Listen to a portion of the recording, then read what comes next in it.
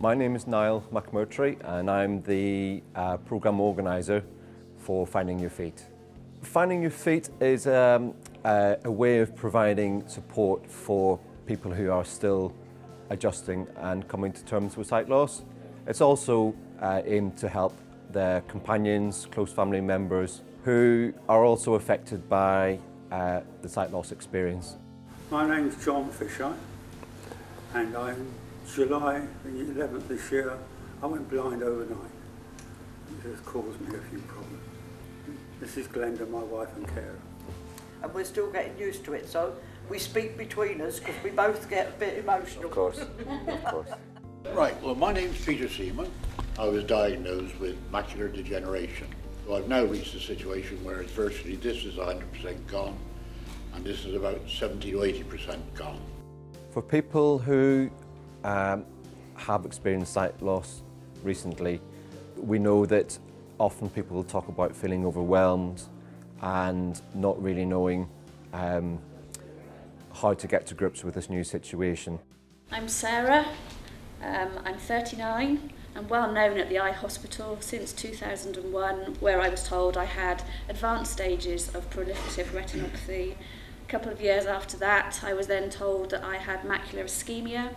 I am on sick leave at the moment, but I am a community children's nurse.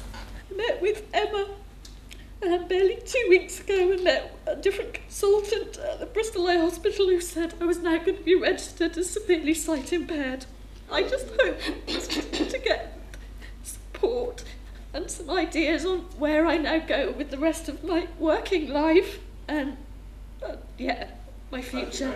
Sorry for crying, everybody. No, does you good. Coming on a Finding Your Feet programme can be a key first step to managing this new situation through the opportunity to meet with people who understand and are experiencing something similar. It's time well invested and there is something for everybody. Does anybody know what PenFriend is? No? Yep, you've got PenFriend. What this actually does is allow you to label any product, any part of your home, anything with your own voice. The long cane is primarily the cane that most people actually consider to be the white cane. This is an example here. One of the things that Finding Your Feet programmes are about are helping people identify what they can do really for themselves. So it's got a self-care, self-management approach and also an element of health education. This afternoon we're going to discuss what a healthy diet consists of, as well as looking at healthy snacks and specific nutrients that can help with eye health. Day one for me has been really good. It started off with me crying, but as the day has gone on, I've started to feel much more positive, and I feel that I've seen a few bits and pieces, I've talked to other people, so yeah, much more confident and really looking forward to tomorrow. So I'll just say a little bit about what we're going to do this morning. We're going to spend the next hour up until break really thinking about the emotional impacts of sight loss. What sorts of feelings are you aware that you feel in relation to sight loss? Anger. Okay. Isolation. Any others?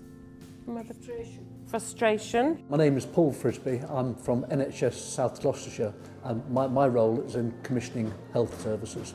I was very struck by the amount of conversation, the dialogue that was going on between people with sight loss and their carers and the people running the course. You had a very positive feeling that their confidence had been improved and that they had enjoyed and found useful the discussions. Absolutely desperate some days to do things. Yes. So really coming to the end of your tether? Yes. Yes. You know you can't do it, but you're desperate to try and do it. Yes. And that brings on, of course, frustration. Yeah. The best thing I would say that people can get out of Finding Your Feet is the opportunity to meet with other blind and partially sighted people, and that breaking down isolation and sharing those challenges, exploring those solutions is a very strong element of the Finding Your Feet experience, and it is very valuable. Suddenly I have got a whole host of contacts I have made.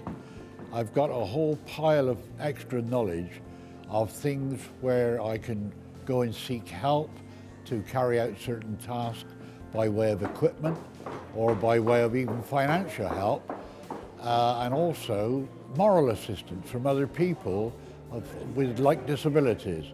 I think Finding Your Feet is of great value to the participants and to people with sight loss.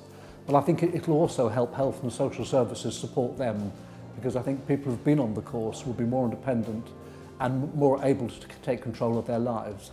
People's capacity to cope is being increased.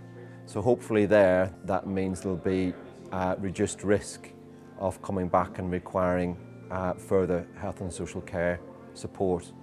So we think that's a big element of what Finding Your Feet is about. End of the 2 days now, I'm about to go home. I am really tired, it's been 2 very long days, but I've learned so much. I've learned that actually I do need to come to terms with my sight loss, I do need to ask for help, I do need to talk to my friends and family and not just keep it all bottled in. And I'm feeling very positive now with finding my feet and moving forward with all this new information. It will take me a little while to reflect upon it, but I think I am getting there now. I feel much more positive. For more information about Finding Your Feet, go to rnib.org.uk